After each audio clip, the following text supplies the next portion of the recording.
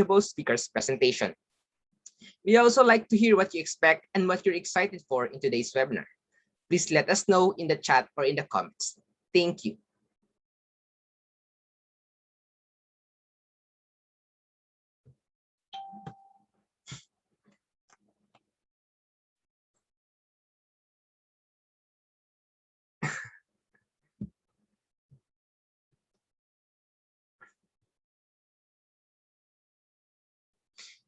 Again, everyone, good evening. While waiting for a webinar to officially start, we invite you to participate in our pre-event assessment.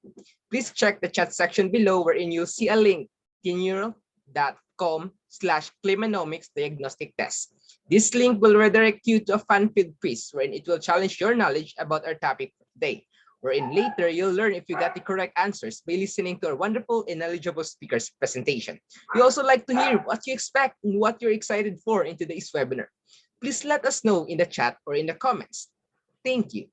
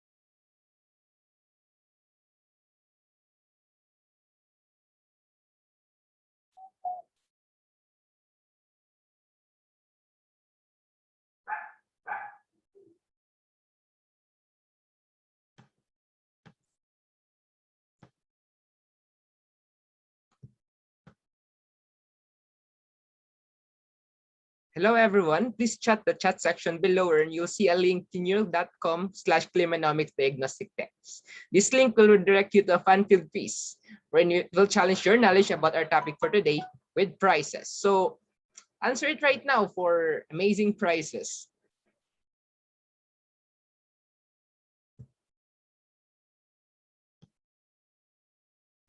Hello, everyone, and welcome to our Inconceptus event entitled Klimanomiks, our economic footprint in the climate change crisis. My name is Juvenil Chavez. You can call me Kuya JC. I'm Hannah Sofia Alejino. You can call me Hannah and will be your hosts for this evening. This event is organized by eConcepto and is co-presented by Heinrich Paul Stiftung. For those who have just started following our page, we are a nonprofit organization aiming to expand economic literacy in the Philippines because we believe that everyone should be able to take part in the economic discussion that involves our livelihoods and futures. As part of our mission, we organize this webinar so we can learn together about the underlying economics in the climate change crisis and how we can contribute in dealing with these problems. For those tuning in via Zoom, you will have the opportunity to submit text questions to today's presenters by typing your questions into the questions pane of the control panel. The same goes for our Facebook Live viewers. Please feel free to send in your questions through the comments at any time. We will collect these and then address them during the Q&A session after our three speakers have presented. Certificates will be issued upon completion of the feedback forms, which will be shown at the end of this webinar. This webinar will be recorded and uploaded to our Facebook page. Please use the hashtag Klimanomiks and tag us on Facebook or Twitter at econceptoph.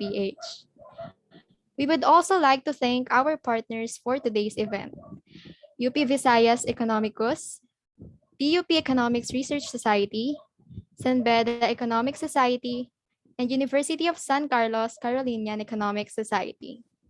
To start off, let me introduce our keynote speaker. She's currently the Assistant Secretary for International Finance Special Projects, an official spokesperson and head of communication at the Department of Finance. As the head of communication, she provides the overall direction and guidance on the content of the communication material published across digital and traditional platform. Please join me in listening to our keynote speaker message, Attorney Paula Sherina A.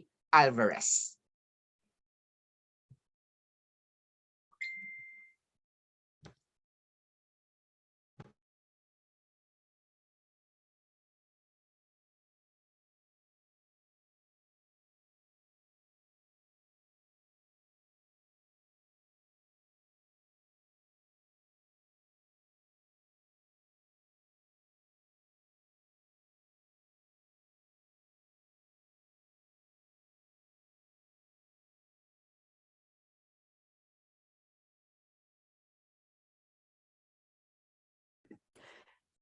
Sorry, it seems like we can't hear anything. I see in the chat as well that there's no audio.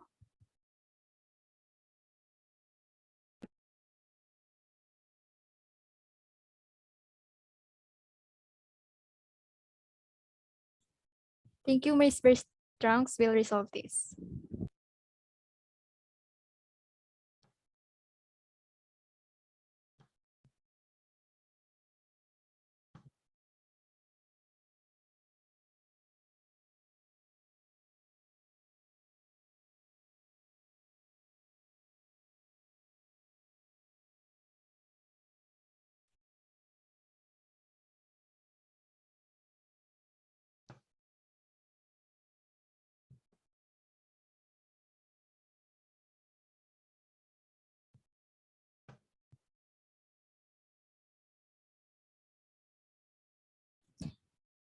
So while waiting for the video to start, we would like to again thank our partners for today's event: the UP Visayas Economicus, PUP Economics Research Society, Sanbeda Economic Society, and University of San Carlos Carolinian Economic Society. So if you haven't if you haven't answered the diagnostic test, you can see it in the comments in the chat section below. Tenure.com/Klimanomiks diagnostic test. This link will redirect you to a fun-filled quiz where it will challenge your knowledge. Not only that, you will also earn amazing prizes if you answer this question. If you want to learn at the same time and earn something, so you better try it out.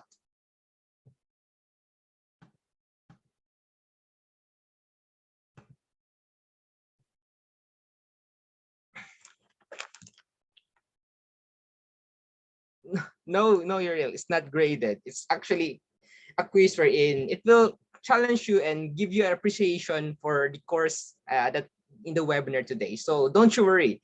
And if you might be lucky enough, you will win cash prizes. So try it out. So good evening, eConcepto organizers and distinguished guests. Okay, On back behalf of Secretary soon. Dominguez and the Department of Finance, thank you for inviting us to speak at this timely and relevant event, especially for our young people. So as background, the Philippines is among the countries with the lowest carbon emissions, accounting for only 0.3% of global carbon emissions. Yet the country is highly vulnerable to the effects of climate change, specifically typhoons. In the long run, the Philippines is expected to incur 177 billion pesos, or roughly 3.6 billion US dollars per year, in losses to public and private assets due to typhoons and earthquakes. In the next 50 years, the country has a 40% chance of experiencing a loss exceeding 989 billion pesos and a 20% chance of experiencing a loss exceeding 1.5 trillion pesos. And this assumption does not take into account the new IPCC report, and we project that these figures will increase once revisited. So as an example, the increased severity and frequency of typhoons have severely affected the everyday lives of Filipinos. In the final month of 2020, after the Philippines endured back-to-back super typhoons such as Rolly and Ulysses, the general price level clocked higher rate of year-on-year growth of 3.5%. And this is an example of how climate change contributes to our inflation rate. So this uptick in December was mainly on account of major food items such as vegetables at 19.73%, and rice also reversed its negative growth trend, registering a high price increase of 0.10%. Regions directly battered by typhoons such as Cagayan Valley and Bicol region recorded the highest rate of 6.6%.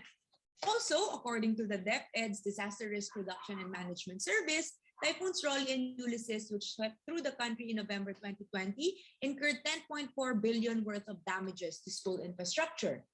And this does not include school furniture, learning materials, and computers, as well as the social cost of students not being able to go to school. In 2021, Typhoon Jolina, which hit the country in September, resulted in agricultural losses amounting to 1.3 billion. 49,803 farmers and fishers were affected, with the volume of their production at a loss of 51,177 metric tons. So, to address these imminently increasing hazards, Secretary Dominguez, as chair designate of the Climate Change Commission, recently tasked the National Panel of Technical Experts to identify the Philippines' top 10 climate-induced risks and discussed how these should be addressed through policy and concrete actions on the ground. So just a note, the NPTE under the law is mandated to provide the Climate Change Commission with practical advice. The government urgently needs to effectively implement practical policies and doable programs that will help engage and educate local communities about the effects of climate change. Now, these top 10 risks that were identified are the following.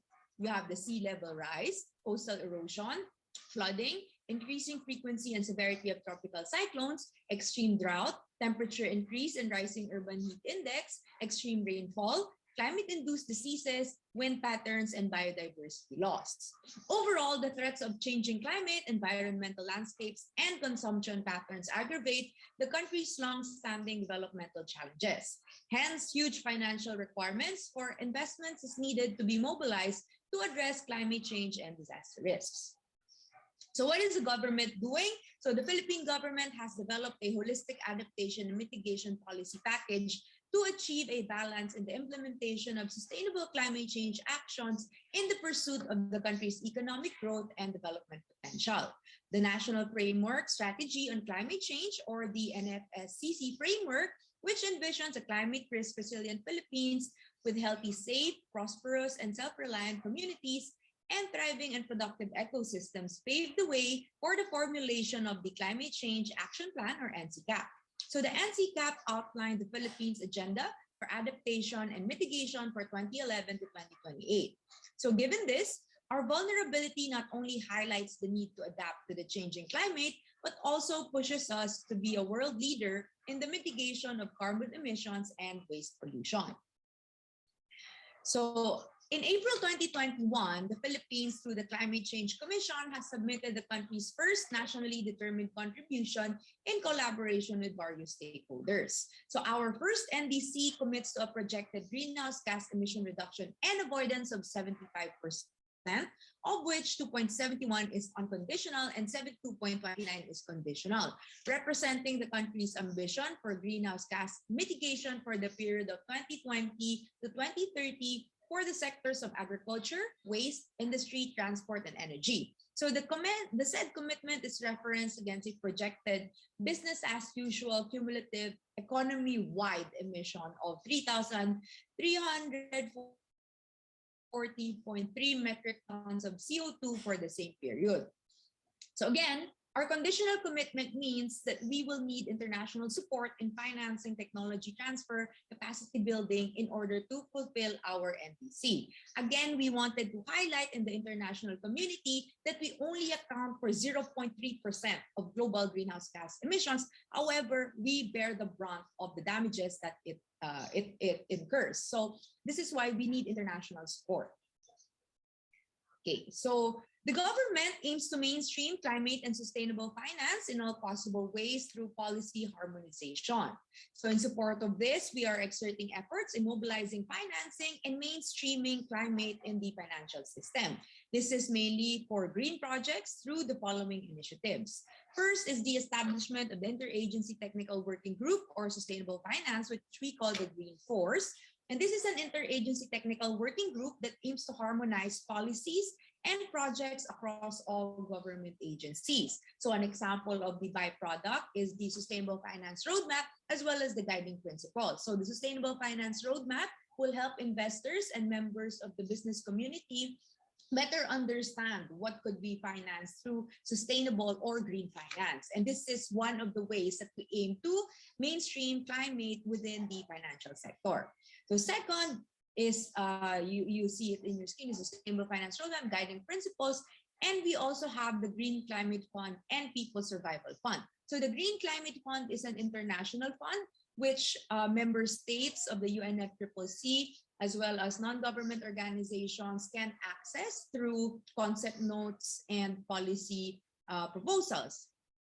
As for the People Survival Fund, this is a generally appropriated fund that aims to fund adaptation programs and projects for local government units. So next is the development of green and sustainable bond standards by the Securities and Exchange Commission. So this is one way of mobilizing financing through the capital markets, and it adheres to the ASEAN Sustainability Bond Standards. So fifth is the Sustainable Finance Framework of the Bangko Sentral ng Pilipinas. And this is finally where the BSP Monetary Board approved the Sustainable Finance Policy Framework that sets out the expectations of the BSP on the integration of sustainability principles, including those covering environmental and social risk areas in the corporate governance and risk management frameworks, as well as in the strategic objectives and operation of the bank. So this is also a means for the banks to actively monitor their risk exposure to natural calamities and climate-induced hazards, as well as greening their portfolios to make them more resilient against the effects of climate change in the long run. So as for international engagements, Secretary Dominguez led the delegation of the Philippines in the COP26 held in Glasgow from October 31 to November 13. So Secretary Dominguez, in his speeches and in his international communications, called for climate justice, stating that those who have polluted and continue to pollute the Earth's environment through unthinking industrialization, starting 200 years ago, must pay for the grants, investments, and subsidies needed for the most vulnerable countries to adapt to climate change. More specifically, he highlighted that climate finance should be a blended approach of sustainable orchestration of grants, investments, and subsidies. Grants, for example, should be used to improve the capacity of local communities in climate vulnerable areas, while investments should focus on programs and projects that will unlock business opportunities, create jobs, and lead to energy self-reliance in the long run. Subsidies, on the other hand, will help address the financial costs and risk communities transitioning to climate resilient economy. So as we stated again, the transition into a low carbon economy would entail costs. And given climate justice, it should be the developed countries who should be paying for these through climate finance. So lastly, Secretary Dominguez also called on presidents of the World Bank Group, the Asian Development Bank, and the Asian Infrastructure Investment Bank to adopt a harmonized set of guidelines for vetting projects and catalyzing the flow of funds to green and sustainable projects. He called on developed countries to use these banks as a seal of good housekeeping to provide trust in ensuring transparency and reporting of climate finance flows into projects that will help attain the adaptation and mitigation needs of the Philippines.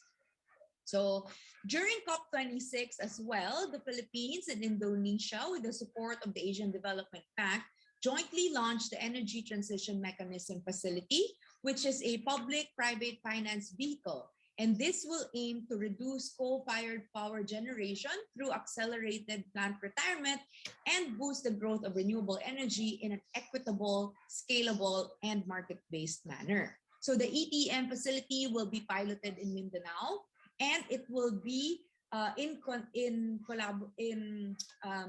it would be done at the same time when we would be rehabilitating the Angus Polangi hydropower plant complex. So on the one hand, you have a project which aims to retire coal-fired power plants through the studying of a viable business model, while at the same time, you will be mobilizing finance for another project that aims to boost hydropower plant, the capacity of the hydropower plant in Mindanao. So this is essential because, again, we see energy security as vital for a country's economic growth. And if you understand clearly how markets and the business community works, you cannot just shut down one power plant without actually increasing the capacity of another power plant to address the loss of power that would be generated by the closure of your coal-fired power plant. So again, this is a sensitive matter, and we want to do it in a very practical and doable manner so that in the long run, we could have a model that we can scale up in the different areas of the Philippines. So lastly, it is high time that we look into climate change with fresh lenses, which includes developmental and economic challenges of the country in addressing the issues posed by climate change. It is you who will live through 2030 and beyond. So it is very important that you understand the issues from all angles. And we call on you to contribute your skills and ideas to educate, encourage, and motivate your communities to take action in protecting the future of our planet. So with that, I end my presentation, and thank you very much for the time and opportunity to present in this forum. Thank you, Attorney Alvarez, for that wonderful message. Even if it was just pre-recorded, I can really see the effort in making this presentation. Hence, it was filled with information that is easily digestible, making me realize that climate change is not just a government problem, but also the youth's responsibility. I also remember while listening to the presentation that even if the Philippines only contribute about 0.03% of the global greenhouse gases, it is saddening that we have to deal with the setback of climate change. Thus, as Attorney Alvarez said, and I quote, the members of the youth are the strongest stakeholders in the fight against climate change. And it's our responsibility to educate and encourage our friends to fight back against climate change. Thank you for that, Kuya JC. That was truly remarkable. I believe that it's really significant to realize our responsibility and fight together with everyone against climate change. And now we move on to our first speaker. She is a PhD student in economics at the New School for Social Research in New York City.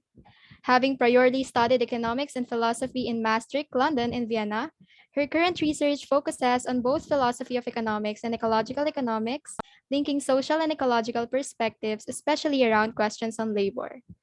Next to being a PhD student, she is a member of the Post-Growth Economics Network and a research fellow at the Germany-based Zoe Institute for Future Feed Economies. Please join me in welcoming Ms. Berthe Strunk. Thank you, Hannah, and thank you, eConcepto, for having me. Do I just go ahead and share my slides, or what do I do?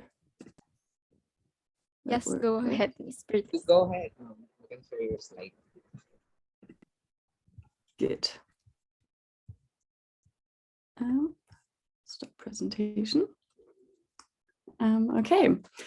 Yeah, thank you very much for the introduction. Good morning or good afternoon. Here in New York, it's 5:30 in the morning. Yeah, I was very happy about this invitation to be part of this event today, and I thought it was already very interesting to listen to the video we just saw about the situation in the Philippines, and kind of get to know a bit what things look like over there. But what I'm talking about today is a very broad introduction to ecological economics, which is what I study, yeah, try to give you a feeling for the main debates in the field, for what ecological economists care about, worry about, and what they think globally should be happening. So what I'm going to be looking at today is basically the question, what is ecological economics?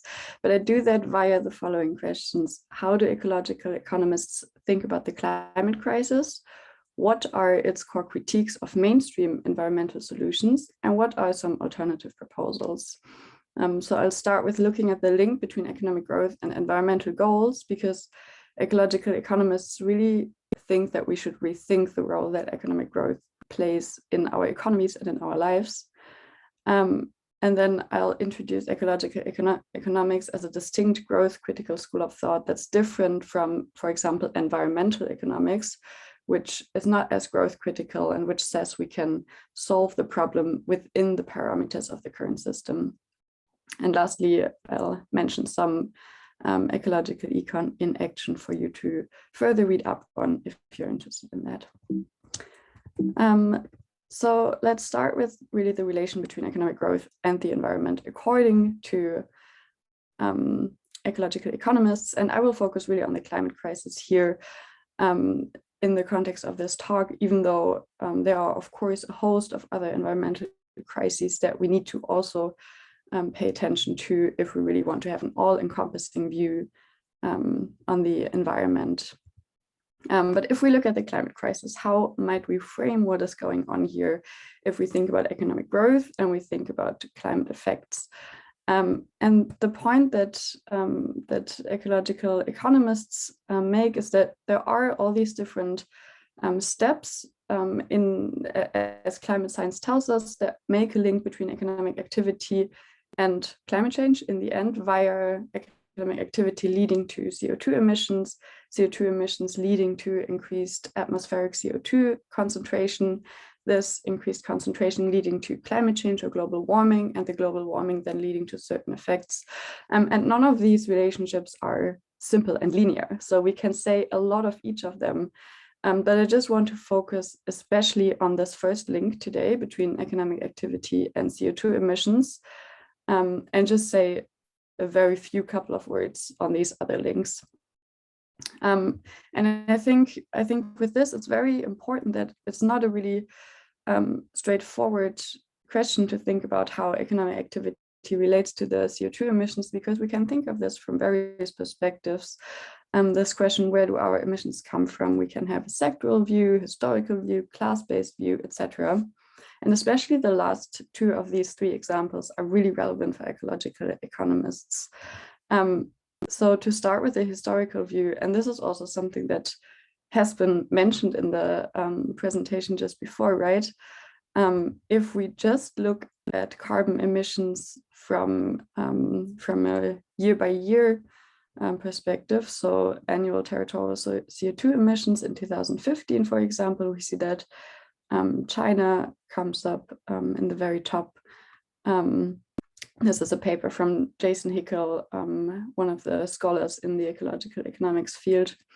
And he points out, however, among many other people who point this out, that with climate change, what matters are stocks and not the yearly flows, because we have this, this atmospheric stock that we are accumulating emissions into. So the cumulative emissions, they are really what matters. And if we start looking at that, if we look at the cumulative emissions since 1850, we see that really the US and the EU account for almost 50% of historically accumulated emissions. And this number gets even higher if we look at the consumption-based emissions. So if we actually see, okay, where are the final products that are produced, for example, in China consumed, then this number gets even higher than 50%.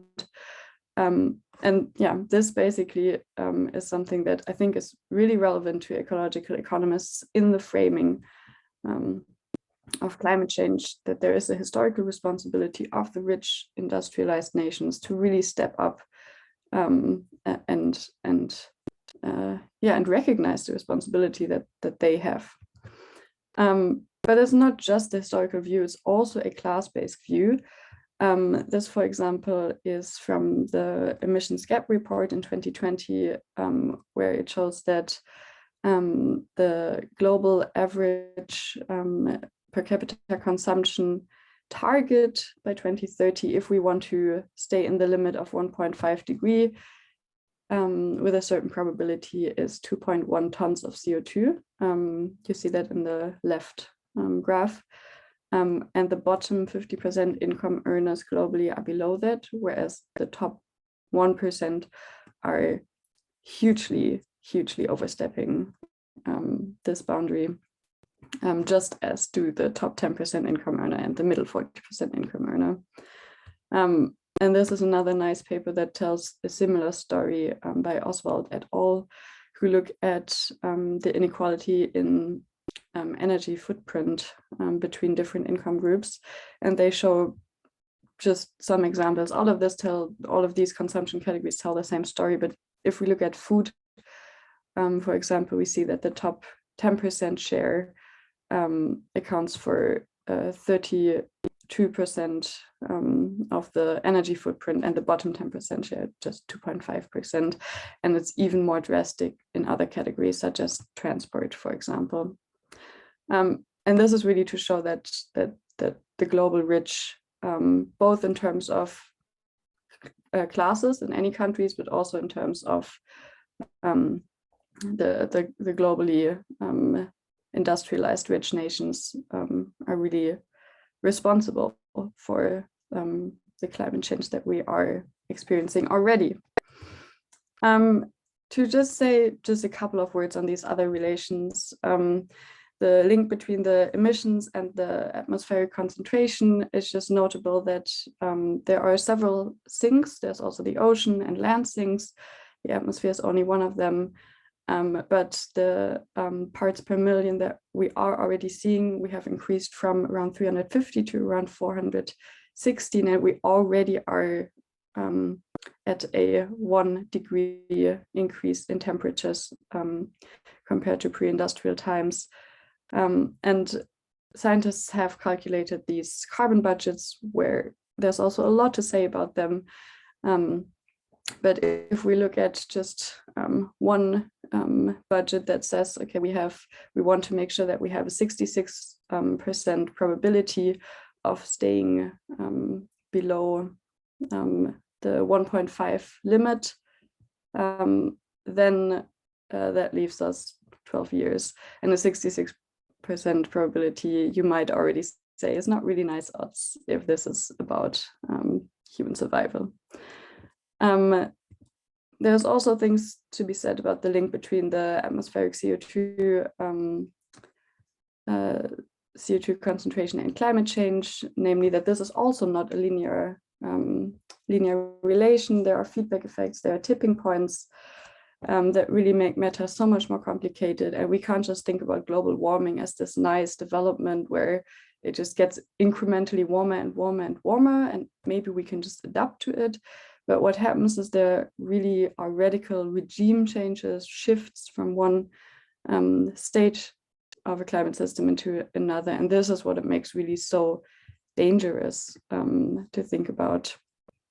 To think about climate change in linear ways, as we sometimes do if we just hear words like global warming.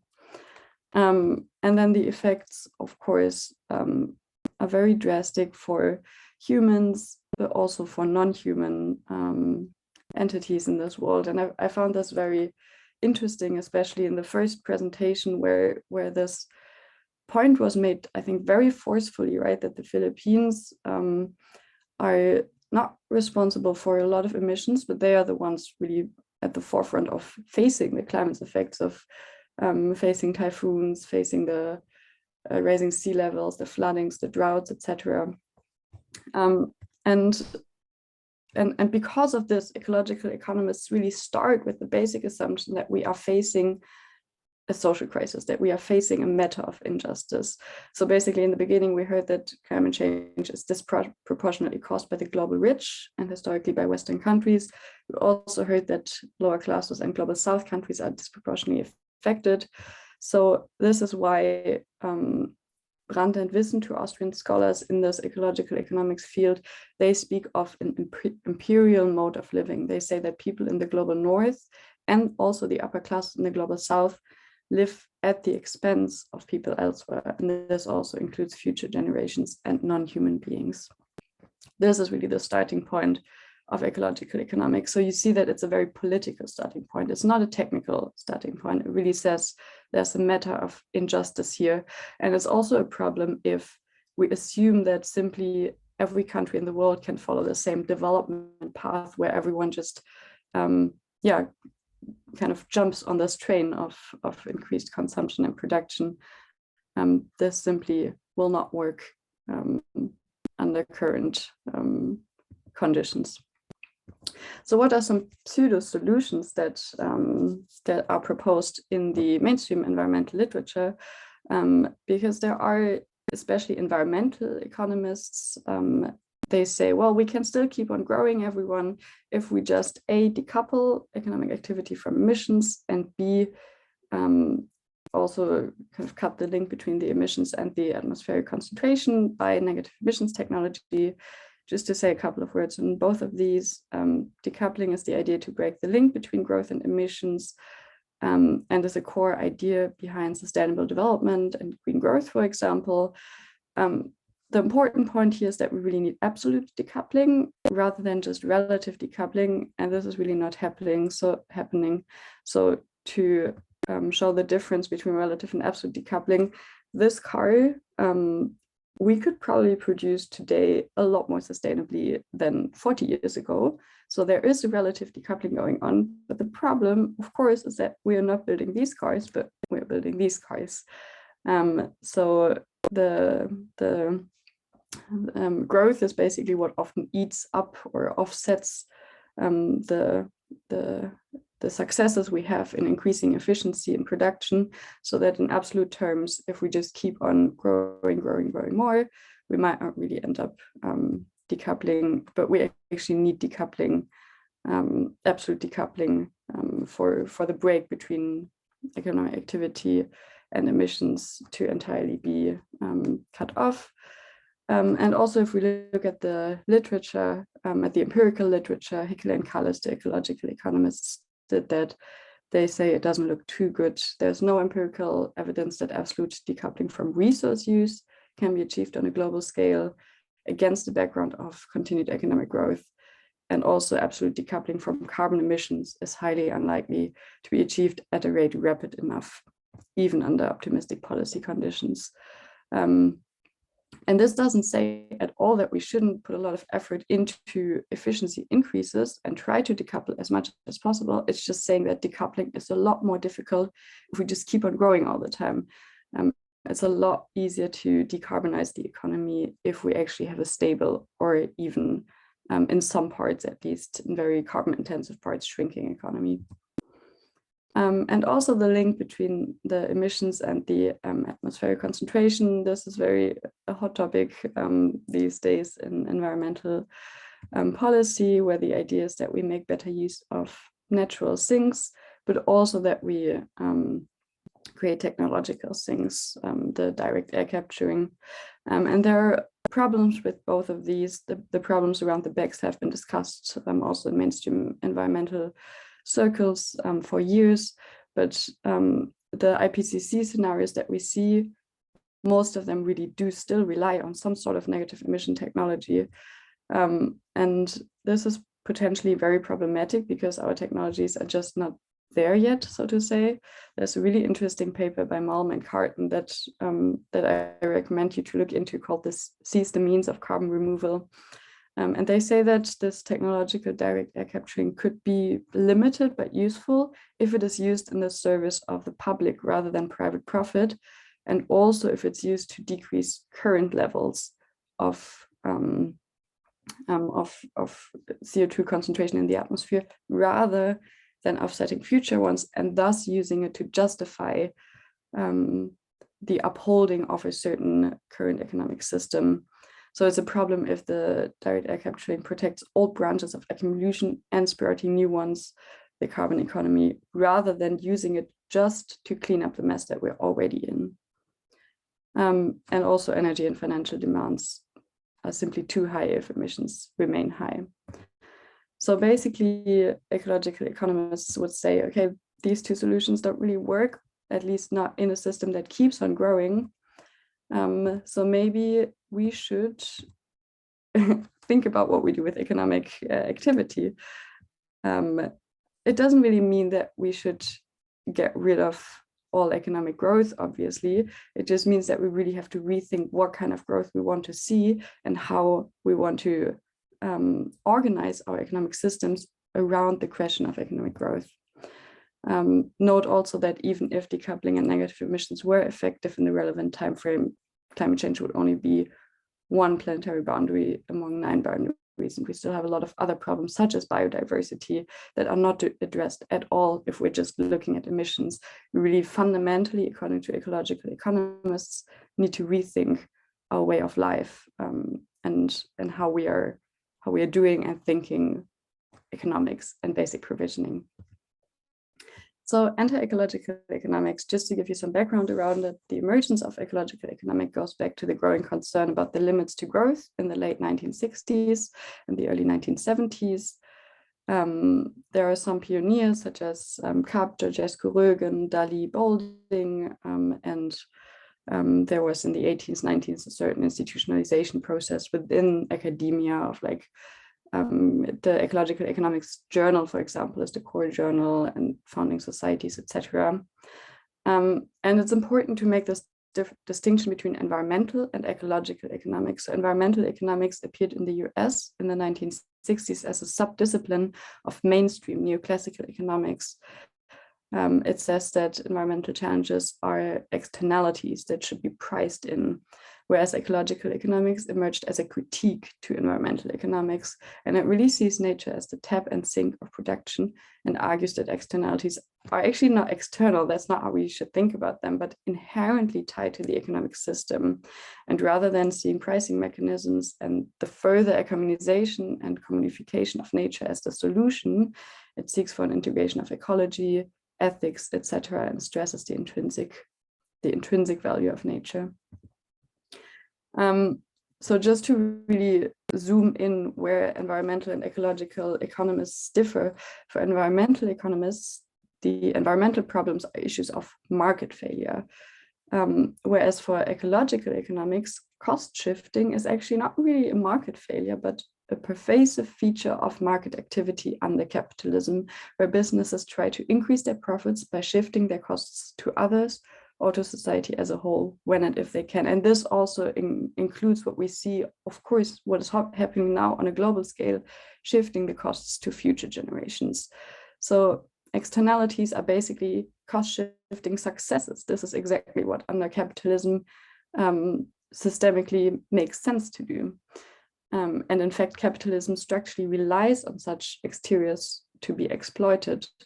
If the costs were internalized, as environmental economists want, there might not even have been growth to begin with. There's this interesting paper by Patel of the social and ecological cost of a McDonald's burger, which would be around $200 if we would price all of that in. So the very business relies on externalizing its costs.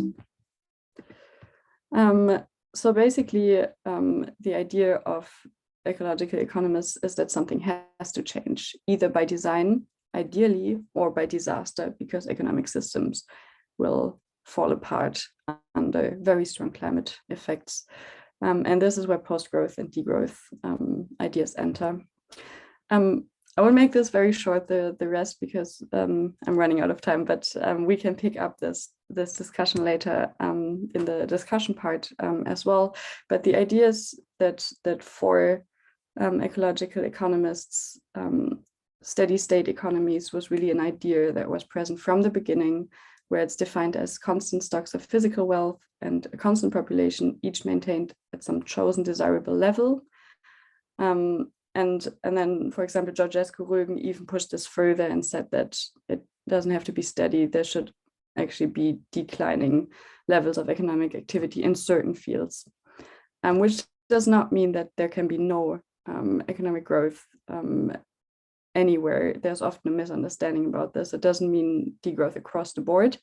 It just means being a lot more mindful about where we want to see growth and where we actually realize that growth is destructive and problematic. And Clive Spesh argues that the foundations of ecological economics really rely on radical growth critiques, even though nowadays that has partly been lost, or you see that sometimes ecological economics voices are a bit more diverse, but from my perspective as well, I see ecological economics as a unifying call for a new paradigm that combines ideas such as the steady state economy, degrowth, post-growth, eco-socialism, ecofeminism, etc. And just very, very briefly, some econ projects in action is, for example, the donut economy. You might know this concept by Rayworth, who's a project picked that up and tried to put it into action in Amsterdam. There's a Wellbeing Alliance in Scotland, Costa Rica, Iceland. There are think tanks like the German-based Zoe Institute that put up a database for sustainable prosperity.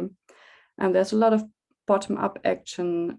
Some of concrete examples in the field of degrowth that I'm aware of that you can Google later, we can discuss later, are social projects like Candé Crèche in France, communized kindergartens, the Solidarity Clinic in Greece, the transition town movement generally, time banks, repair cafes, food banks, urban gardening, and the last word is movement in Germany, which is translated as solidary agriculture, which I think is a movement also globally. And then there are also a lot of policy proposals in Calais, the lower one, 2020. The idea, for example, is that we should have a Green New Deal without growth, universal income and services, policies to reclaim the commons, a working hour reduction, and public finance. At least, really. At least for the rich countries, there's a lot of research on policy proposals right now, because degrowth is saying it is especially the rich countries who should do the first step in starting to decrease their emissions. I think with that, I'm at the end of my presentation. The examples are now a bit rushed through, but I'm happy to pick that up in the discussion again. To see a bit more where in the global north there are already projects trying to really push for making things better, but also to learn from you what you see in terms of projects that are happening in your country that might also make sense from this perspective of what ecological economics is talking about. Thank you. Thank you very much, Ms. Bertis Strong, for sharing about the introduction to ecological economics. I love your discussion about how ecological economics serves as a unifying call for a new paradigm, and how ecological economics is contributing towards environmental goals and growth. It's also very nice to be informed about the socio-ecological crisis, especially the climate crisis, which is one of the focus of our webinar. I agree with you, partner. I think it is really important not to have only personal and economic goals, but also environmental goals, because even if we like it or not, our life is deeply connected with our surroundings. So before we move on to our second speaker, we'll now have a quick quiz to give you a chance to win 300 pesos. Rules are the same for the previous quizzes, where the winners will be picked randomly. Please scan the QR code or go to the link flashed on your screen, or check the comments. So for quiz number 5, Philippines is among the countries that are most at risk from the climate crisis. A, true. B, false. I repeat, Philippines is among the countries that are most at risk from climate crisis. A, true. B, false. Oh, as you can see, partner, there's a lot of answers na A. What do you think would be the right answer for this? I don't want to say the right answer, but I think you should input your answers on the Google Forms. So you can win 300 pesos, possibly. So as you have heard, Hannah, you should input your answer in the Google form so that your answers will be counted.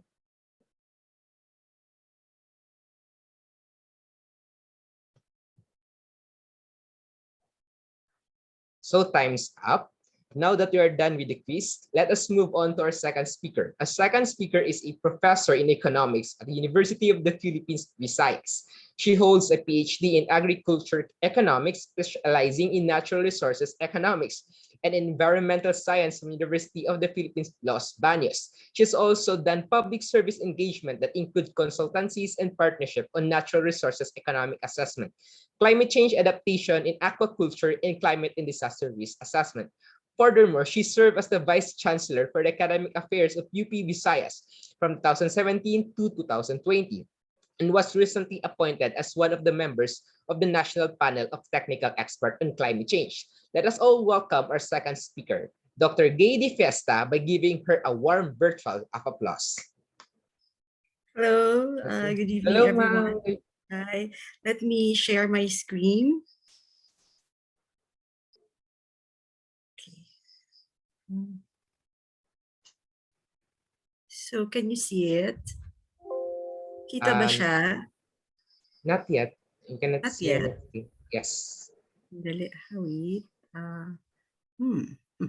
Share screen. Ayun. Okay. Okay. Share. Okay. There you go. Ah, there. Okay. So, good evening, everyone. I'm Gaby Fiesta, and thank you very much for eConcepto for inviting me here this evening to share a bit of my insights on the economics of climate change. To start off, let's just have a basic definition of what climate change is to start this presentation. So, climate is the general weather conditions of an area measured over time or years. I think everyone knows that.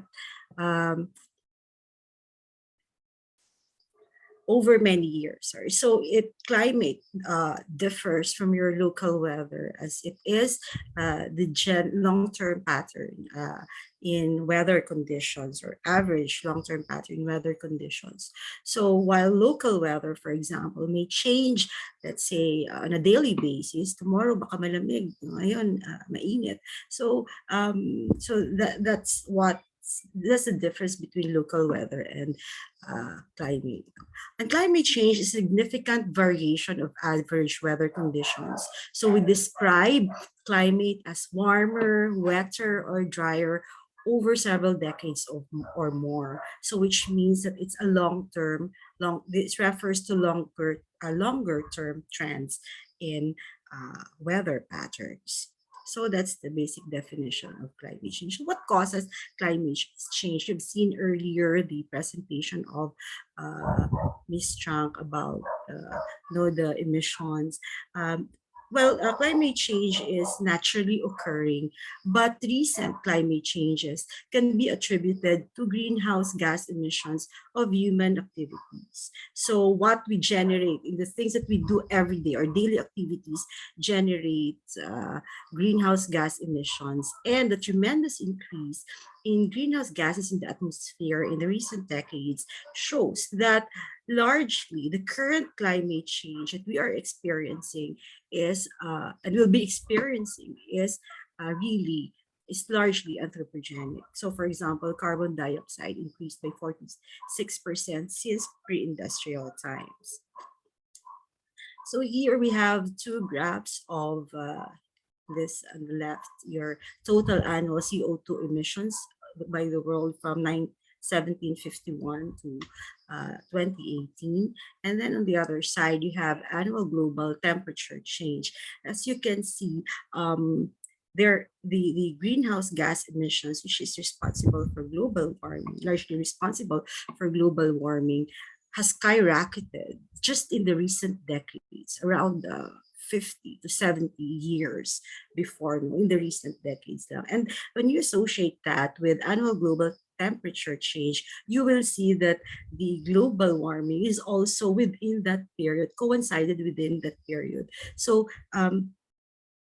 it's really humans that caused climate change. What are the manifestations? So global temperatures rising to about 1 degree from 1901 to 2020, sea level rise accelerating from 1.7 millimeters per year throughout most, and now it's 3.2. And for the Philippines, it's even higher than that, 4 times higher.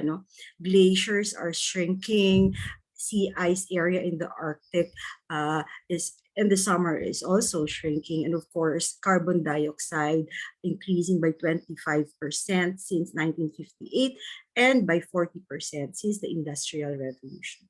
So that's the, the manifestations that indeed there is climate change. Now, climate change is an economic problem. So basically, we start off treating climate change as an environmental problem that involves externality. And I'm sure most of you or all of you are familiar with what an externality is. It's a byproduct or a side effect of economic activity that causes damages to innocent bystanders. So, for example, a factory dumping its waste in a nearby river that supports the fishing activity or fishing livelihood of a nearby community causes a negative externality to the fishers by damaging their livelihood by killing the fish, and therefore disrupting the livelihoods of those fishers who has nothing to do with that economic activity of the factory. So in the same manner that the emission of greenhouse gases damages others at no cost to those responsible for the emissions. So if you are looking, if you remember, the previous presentation tells us that it's actually the cumulative greenhouse gas emissions that matters. So for example, again, going back to that to the graph here, you will see that US indeed cumulative. If you take on the area of greenhouse gas emissions of the US, it's the biggest emitter of greenhouse gas. So, and that is accumulation, a year to year, decades of accumulated greenhouse gas emissions. They didn't pay for it, but we are now suffering. A lot of countries or the world is suffering because of that. So those who produce the emissions do not pay for damage costs, and those who are harmed are not compensated. But wait, it's more complicated than that. So if it has an FB status, the status would be it's complicated. And this complication poses a big challenge to economic theory. So number one, the features of climate change is the features of climate change makes it complicated, and as I've said, poses a big challenge to economic theory. Number one, it's global, both in nature and solutions. So, for example, greenhouse gas emitted elsewhere around the world, but would have global effects. All countries suffering from global warming. Or sea level rise is a function of the world's oceans, or the melting of the glaciers, and affecting worldwide, globally, again, people globally. And of course, you also have there, it's complicated by the issue of disproportional effects. While we will be suffering, all of us will be affected. The globe, the world will be affected by climate change, global climate change. The effects would be different across countries, across sectors. For example, flooding in Europe, the same flooding in the Philippines, of course, would have different effects on people, on properties. So it's entirely different. So that's one. And another issue, under this feature of climate change, the solutions has to be global. So you have to, everyone, it has to be global, collective and collective. However, there's no global government that will require all nations to participate in the solution. For example, when the US, the biggest emitter of climate change, to greenhouse gas emission, withdraw from the conference of parties during the Trump administration, you can't force them. Hindi mo naman pwedeng gapusin sila, paupuin mo sila doon and negotiate, right? So there's no way you can force nations to participate in the solution because there's no global government. So that's one problem that complicates economic theory and economic analysis. Second is deep time. So deep time, there are long-term effects and very long-term. We're not just talking about decades here. We're talking about centuries. So if you look at the may mga periods, 30-year period, 100-year period, 150-year period, these are the projections on climate. So what is the implication of this to economic theory? So usually when we do economic analysis, we compare cost, let's say for example, investment in climate action. We compare cost and benefits across time, intertemporally, and we use our standard economic theory of discounting. The problem with the standard theory of discounting, basic textbook discounting net present value, we usually assume private investor, an investor making a private investment with a known stream of benefits year after year.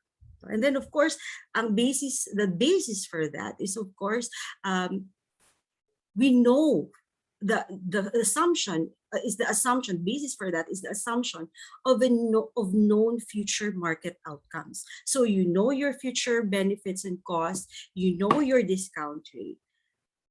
But when you talk about climate change, that's unknown. You don't know market outcomes 150 years from now. So you cannot, and of course, in some studies they would apply high discount rates, and when you try doing that, that's essentially making your net present value of the future very, very small, which implies that you are negating or you are ignoring. You can ignore, the ill effects of climate change on future generations, which is of course not a good analysis. So that's deep time. And of course, also the assumption of private investment. And we know very well that climate policy is not private at all. This is a public good.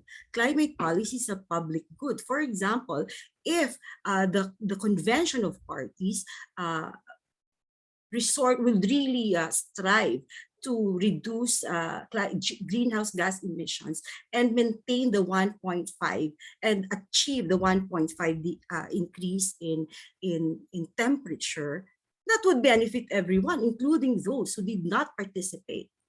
So it's different so you cannot assume private investment in this case. So that's for deep time. So it complicates it. So your standard discounting theory does not apply. And of course, thirdly, full of uncertainties. The nature and the scale of long-term impacts are uncertain. So in this case, when you have an uncertainty, when we do economic analysis of future outcomes, we usually attach an expected value. An expected value is usually associated with probabilities, the probability of this particular effect occurring in the future. That is part of our analysis of the expected value of a future outcome. However, when we talk about climate change, these probabilities are unknown. So for example, the effects of intensified extreme events may be known only in a short period. You can predict, let's say 10 years siguro, or even just 5 years. But if you talk about 50, 100 years, it becomes so uncertain that probabilities are unknown. So that's one problem. So and of course, global climate system is very complex. So it makes economic analysis very complicated. And fourth, persistent. Greenhouse gas emissions continue to increase. Alam niyo ba na in 2018, starting 2018, the prices of renewable energy has been declining tremendously, very low. Solar panels, wind, and ano pa yung isa? So very low na ang prices. But why is it that greenhouse gas emissions or the usage of fossil fuels is still increasing? Increase pa rin. That is because, of course, we have commitments, contracts, big investments committed already to the use of fossil fuels, such that shifts to renewable energy is not instant. So that's the biggest challenge to economic theory. And here in looking at and there are a lot of things being done now in order to remedy these complications, such as incorporating uncertainty, resorting to lowering of discount rates across time. Pag longer na, zero na daw those things. Anyway, so what are the impacts of climate change in Asia? So here we see temperature increasing, whether above global mean or within the global mean. Precipitation increasing or rainfall increasing in most of Asia, decrease in Central Asia in hot days, and of course, extreme events, increasing frequency and intensity of extreme events. Then the associated sectoral vulnerabilities would be in water, increasing water stress for 100 million people in Asia, agricultural and food insecurity, heat stress, terrestrial ecosystems, increasing risks of extinction for many species, and of course, in coastal zones, people in coastal areas, both in South and Southeast Asia, will be affected by sea level rise, the increased intensities of tropical cyclones. We've experienced that already with Yolanda, coastal inundation seriously affecting aquaculture industry, and of course, stability of wetlands, mangroves, and coral reefs are increasingly threatened. So the similar climate projections for the Philippines, we will be experiencing increased temperature, wetter wet season, and drier dry season. At frequency and intensity of extreme weather events, and of course, above average sea level rise. So what are the sectoral impacts? Agriculture will be 30% of the population, or well, about 1/3 of the population are in agriculture and fisheries. Thus, these are the vulnerable. They are vulnerable to climate shocks. So, in fact, from 1970 to 1990, that within the 20-year period, typhoons, floods, and droughts are responsible for 80% of losses in rice. Estimated decline in agricultural productivity is projected at 9 to 21% by 2020 due to climate change. As for communities, 60% of land area and 70% of its population is exposed to numerous hazards, including floods, cyclones, droughts, earthquakes, tsunamis, and landslides. This will just worsen poverty and inequality. Why? Because those who are the poor are in the climate sensitive, resource dependent livelihoods, and they have non-durable or less durable dwellings that can easily be damaged with typhoons, for example, or flooding. So and they lack the adaptive capacity to recover from where they are, or even better from where they were before a disaster caused by climate change. And of course, health. Projection approximate 4.55 climate-related deaths per million population. And this projection suggests a rise in infection and vector-borne diseases, dengue, leptospirosis, and malaria. vectorial capacity of dengue fever is expected to rise. Increasing flooding is likely to lead to greater outbreaks of leptospirosis. So how do they address climate change? So two strategies. One is mitigation, that is actions to reduce emissions that cause climate change, such as shifting to renewable energy sources or enhancing carbon sinks, such as reforestation, and other nature-based solutions. No? Adaptation, on the other hand, are actions to manage the impacts of climate change, adjusting life to a changing climate, such as adopting cropping calendars for farmers, uh, uh, adjusting infrastructure for flood protection or flood resiliency. These are just examples. So is doing nothing an option? So if we look at the literature on climate action versus inaction, that is business as usual, doing nothing, the cost of climate change responses is definitely lower than the damages for not doing anything. And in fact, study shows that fighting global warming would cost 2% of global GDP, while non-action could lead to damages equivalent in the long term to a 20% reduction in global per capita consumption. So what are the global initiatives on climate change? One of the most important is, of course, the United Nations Framework Convention on Climate Change, UNFCCC. It is an international environmental treaty to combat anthropogenic climate change and signed by 154 states at the UN Conference or the Earth Summit in 1992. Under that is the Kyoto Protocol signed in 1997. It was the first implementation measures under the UNFCCC. So yung mechanisms on how to fulfill the measures to combat anthropogenic climate change are specified in the Kyoto Protocol. Later on, this was replaced by the Paris Agreement, which was enforced in 2016. So as of 2020, the UNFCCC has 197 states parties, and you have the Conference of Parties COP, which is the supreme decision making. They meet every year. For this year, they met in Glasgow and to review the progress of implementation. So what are the key messages I want to put across? Climate change is one of the most challenging issues of our time. It is urgent and requires collective action. Economics provides meaningful insights in combating the impacts of climate change. Though it might require changing assumptions, incorporating new insights in economic modeling and analysis, and definitely collaborating with other disciplines.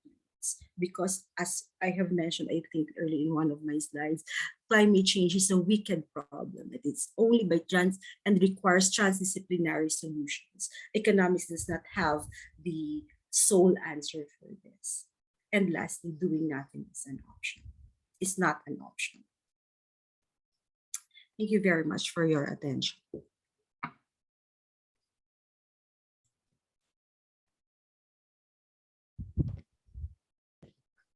Thank you for that insightful discussion about economics of climate change, Dr. Di Fiesta. I strongly agree that climate change policy is not just a private good, but for everyone, because every one of us will be affected with this dilemma, especially the vulnerable countries such as our country, Philippines. Hence, if we don't do something to contribute to mitigating this problem, our inaction would cost us more than our expense. Thus, doing nothing is not an option. I agree with you, Kuya JC. I think it's really important that we immediately take action towards a better future. On the other hand, I think that if factories or firms only create positive externality and not the negative one, then it would have been best since that benefits the society. And now to check our participants' knowledge on the climate crisis, we will have another quiz.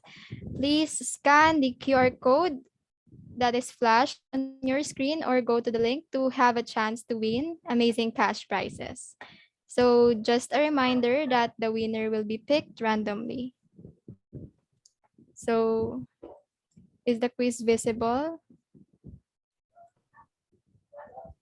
Not yet, it's not still visible. Let's wait for a Okay, while. let's wait for a while.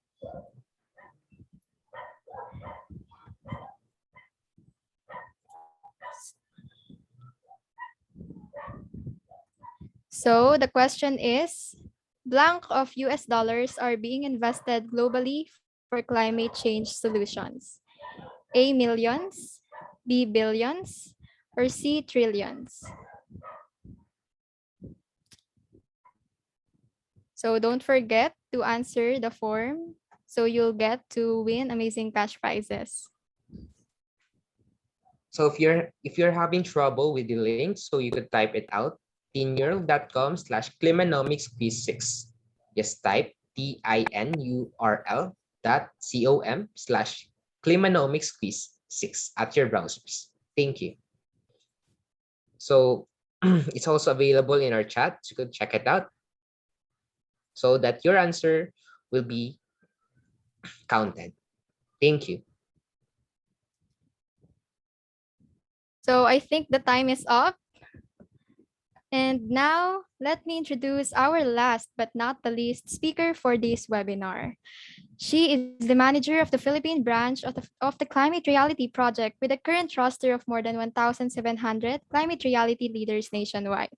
Having worked for almost a decade in the development sector, she has gained political and technical expertise on climate policy development and advised key government officials to help shape and advance the country's climate agenda, specifically in strengthening climate finance access, youth and stakeholder engagement, and climate advocacy building nationally and regionally.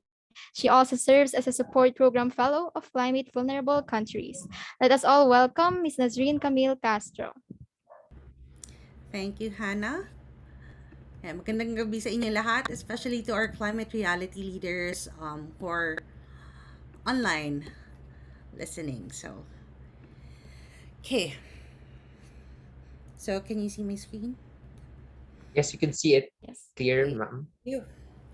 So, I am honored to be speaking to you today and also to be part of this all-female roster of speakers. I would also like to take this opportunity to congratulate our newly appointed member, one of the members of the National Panel of Technical Experts, Dr. Gay De Fiesta. So, uh, so I'll be talking to you tonight about the Philippine climate crisis, the opportunities and challenges. So I think this is a timely and urgent topic that needs to be mainstreamed in boardroom discussions, in schools and universities, and in the policy making and development planning processes of both the national and local governments. So this is also a topic that the youth must be apprised of. With the most at stake in the fight against climate change, the youth plays a critical role in advancing climate solutions at all levels. In fact, many youth leaders, both abroad and here in the Philippines, are already embracing their role as agents of change, exercising their right to participate in the decisions that affect them. But first, let me talk to you about where are we now. So we are in a climate emergency. We have been for a while now. This was reaffirmed by the latest report released by Intergovernmental Panel on Climate Change, the world's foremost body assessing the science of climate change. The report issued a code red for humanity. It underscored that global heating is affecting every region on Earth, with many of the changes becoming irreversible. We are already at 1.1 degrees Celsius average warming above pre-industrial temperatures. We have a small window to act decisively. This means we need to undertake widespread, rapid, and sustained greenhouse gas emission reduction across the globe, all while responding to the economic and social impacts of the COVID-19 pandemic. Science, common sense, and futures thinking tell us that now is an opportunity for the global community to build back better and forge a more sustainable path. We must ensure a green economic recovery from the pandemic. So, but what is exactly is green recovery, and how has the Philippines responded to calls to green economic stimulus packages? So, green recovery refers to designing economic recovery programs that will not only achieve the short term goal of reviving industries and creating jobs, but also contribute to helping achieve long term climate resilience and sustainability objectives. It refers to a cohesive package of environmental, economic, regulatory, and fiscal reforms that will channel massive investments in clean transport, renewable energy, eco-friendly buildings, and sustainable corporate or financial practices. This is an opportunity for government in partnership with the private sector to unleash innovation, undertake critical restructuring of industries, accelerate the implementation of green projects, and bolster the pipeline of renewable energy development and other sustainable projects. So, what the government is doing when it comes to green recovery and addressing the climate change? So in the Philippines, talks about a green recovery have been primarily brought forward by the development sector and civil society organizations working on climate and environmental issues. The government, albeit fragmentary, has responded to these calls. 3 months into the pandemic, the Interagency Task Force Technical Working Group on Anticipatory and Forward Planning prepared the We Recover as One report. Its recommendations, however, did not include enough transformational measures and programs that will green industries and make economic systems into low carbon and sustainable. Since then, the government has released two stimulus packages. I know you're familiar with this. We call this the Bayanihan 1 and 2, allotting 275 billion pesos for the Bayanihan to Hilas 1 Act, which includes cash aid and wage subsidy programs, followed by the 165 billion peso Bayanihan 2, which provided additional support to pandemic hit sectors.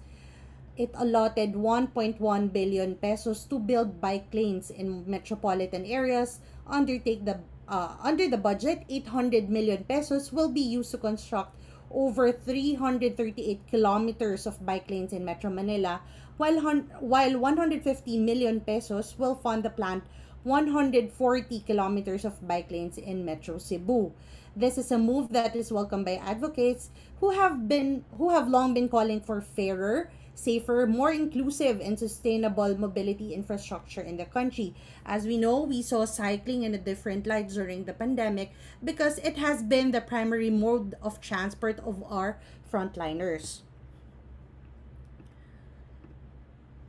Okay, in the last quarter of 2020, the Department of Energy announced a moratorium on all new coal projects and announced critical programs such as the Green Energy Auction Program or the GIAP, which will provide renewable energy developers the capacity to supply electricity to distribution utilities and retail suppliers. Just last August, the Energy Regulatory Commission promulgated the rules governing the Green Energy Option Program. Ito naman yung tinatawag na GIOP, a mechanism that allows electricity end users with 100 kilowatt peak or above demand to source their electricity from renewable energy sources. If implemented properly and aggressively, these programs will promote competitiveness in the power market, resulting in lower electricity prices and an increased share of renewables in the energy mix.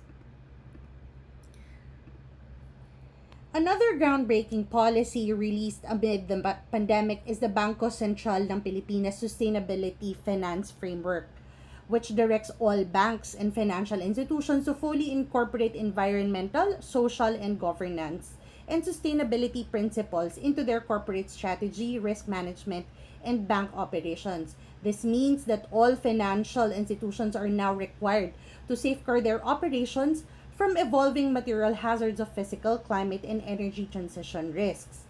This year, the central bank has announced that it will unveil the second phase regulation for sustainable financing, which will take into account climate change risk in the assessment of credit and operational risk management of the banking industry, meaning it will now be more difficult para magpautang sa mga developers ng coal-fired power plants.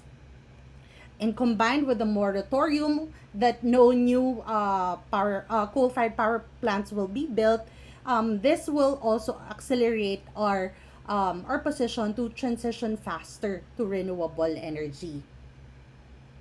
So the upcoming regulation is anchored on expectations for banks to gear towards sustainability principles through pushing for strategic, concrete, and progressive actions to address climate change. In late last year, The Department of Finance and the Climate Change Commission have announced their support for legislation of a national law banning single-use plastic and a development of one cohesive plan that will chart our country's pathway towards climate resilience and low carbon economic development. So, this support for the legislation of a national law that will ban single use plastics nationwide is a way to advance sustainable solid waste practices, curb plastic pollution, and promote sustainable production and consumption in the country, or yung tinatawag nating circular economy. So these policy wins I have discussed must be supported through the full implementation of the country's environmental and climate change laws. The impending development of a comprehensive implementation plan for the country's nationally determined contribution, which was submitted to the United Nations Framework Convention on Climate Change Secretariat earlier this year, under the Paris Agreement, offers a golden opportunity to do just that. The NDC, which the government submitted early this year, will reduce greenhouse gas emissions by 75% by 2030. 2.71% of which is unconditional, meaning will be funded domestically, while the rest will be conditional, meaning dependent on the support of developed countries. So the NDC implementation plan is envisioned to substantiate the 75% target with specific sectoral policies and measures and clear finance and investment components. So we were expecting this year that the multi-stakeholder consultation for the development of the NDC would have been started by the Climate Change Commission and the Department of Finance.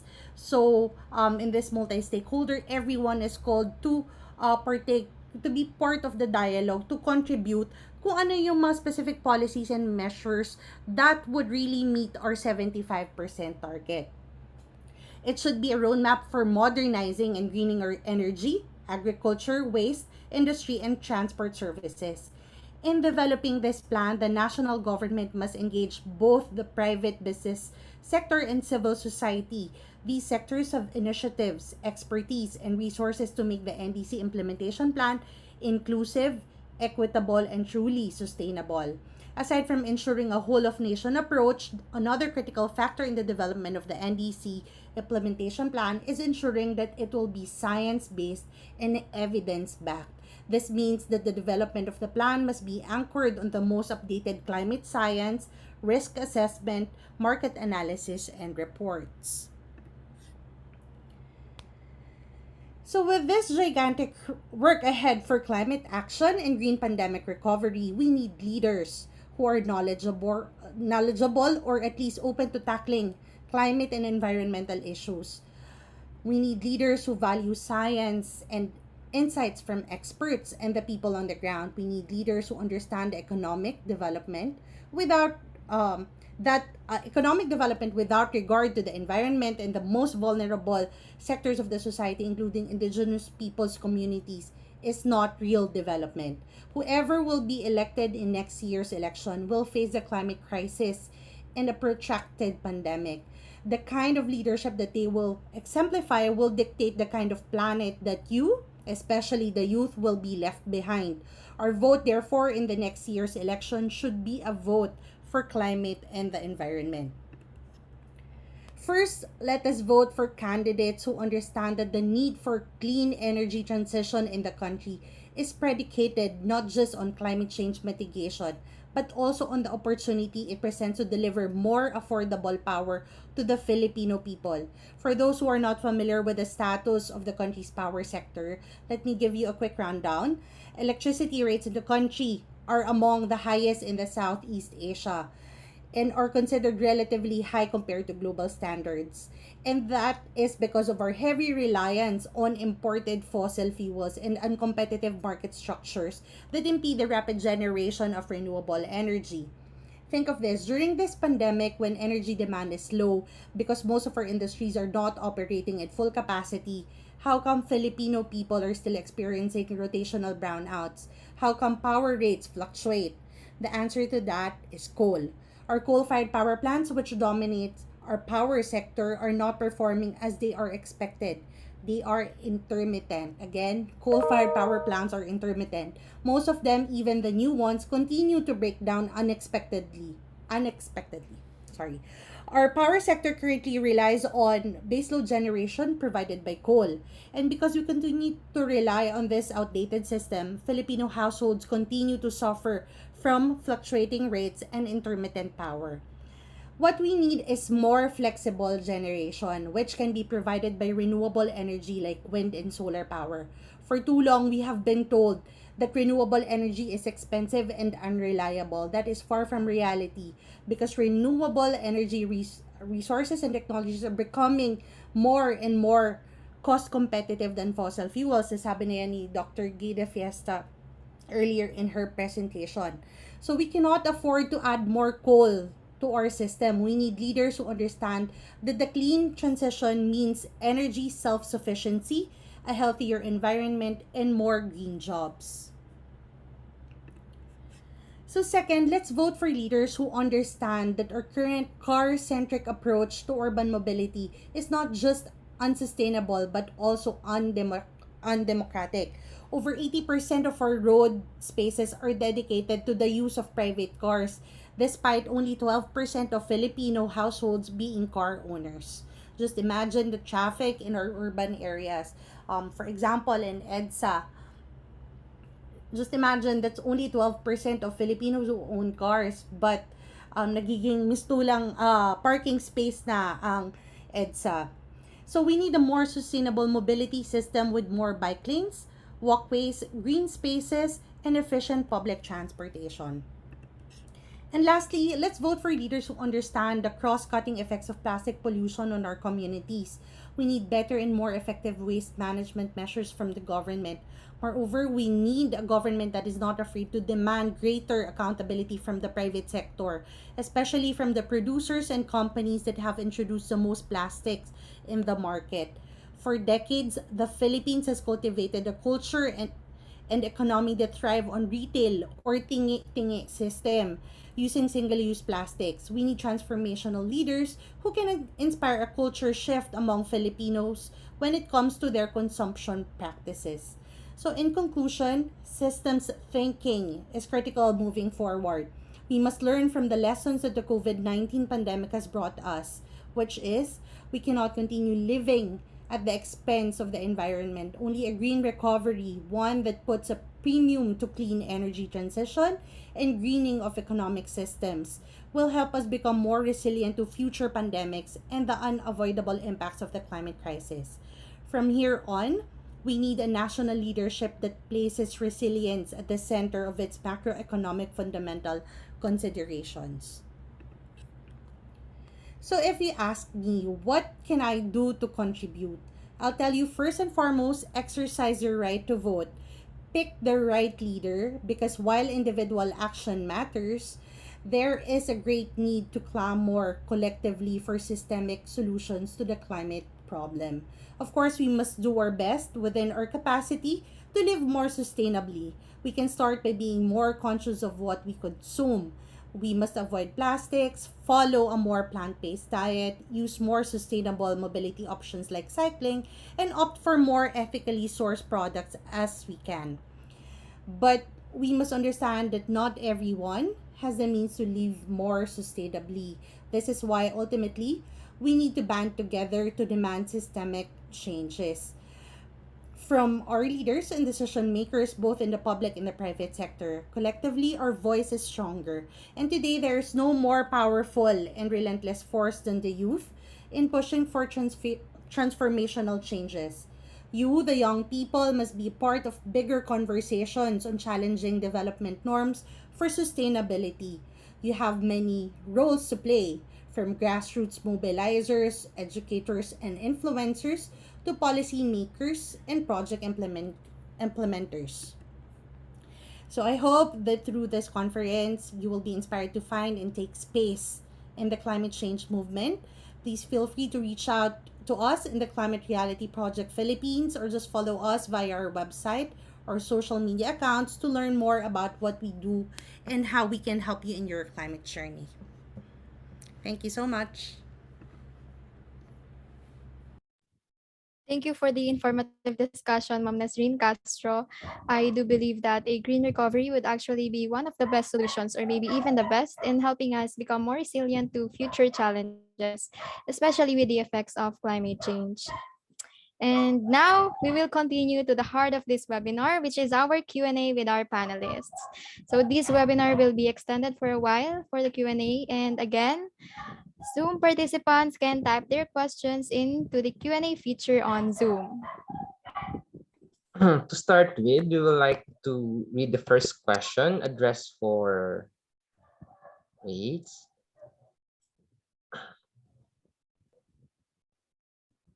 addressed for our first speaker, Miss Shrunk. The question comes from Muriel Astil.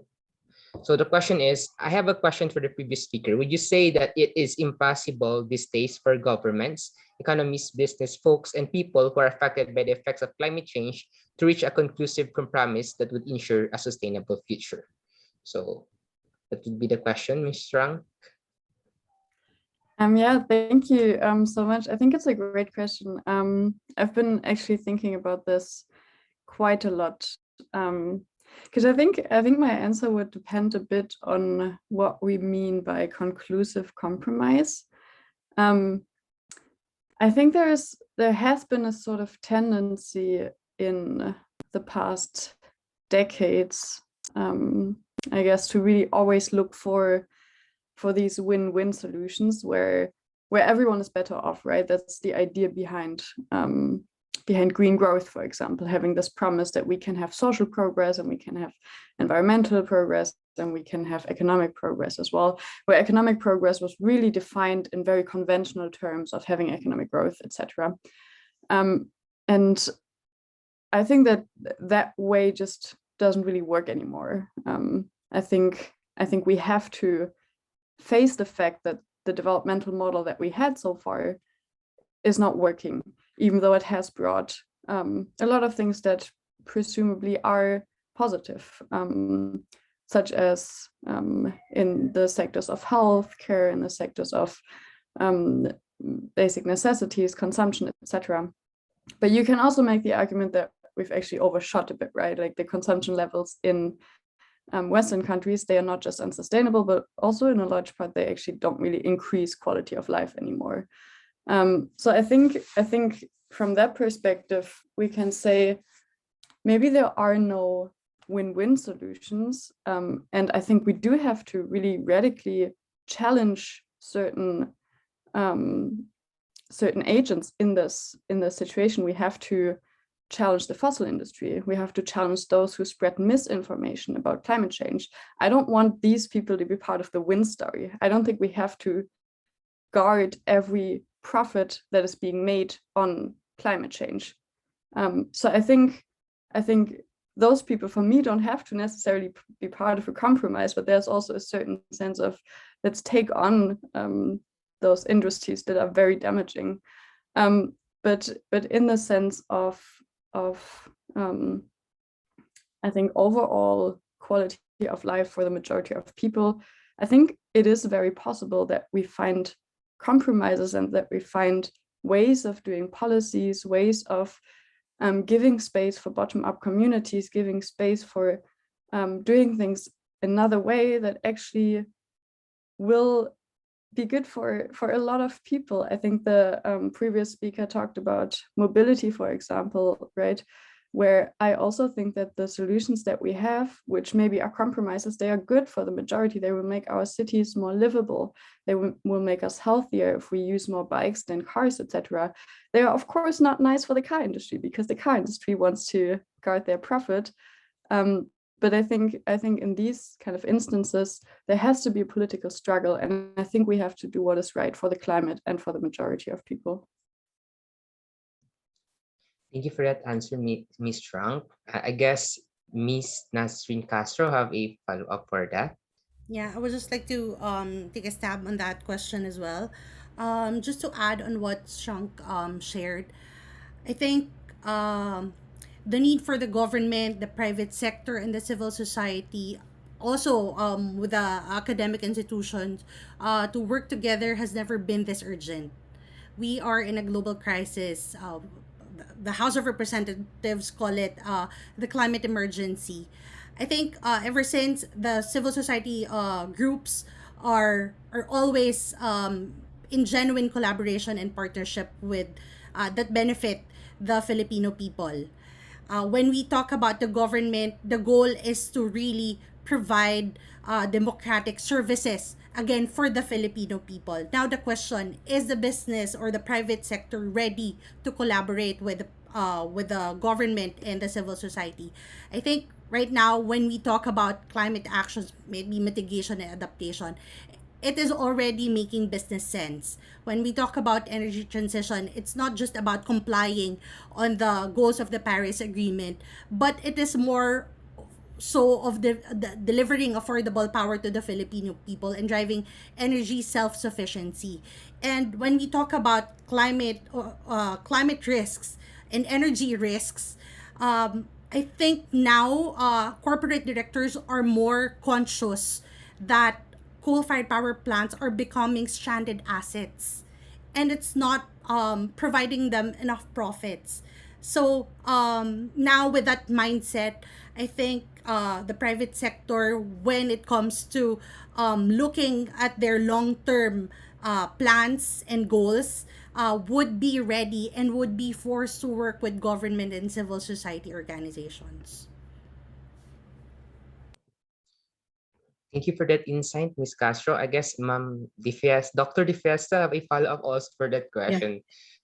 just very briefly, and I would like to uh, add to what Ms. Castro said about partnership. One of the things that is being encouraged when it comes to climate action is really collective partnerships. Even in fact, in the sustainable SDGs, you will see that there should be partnerships there, and that is being encouraged, and that is happening in the Philippines.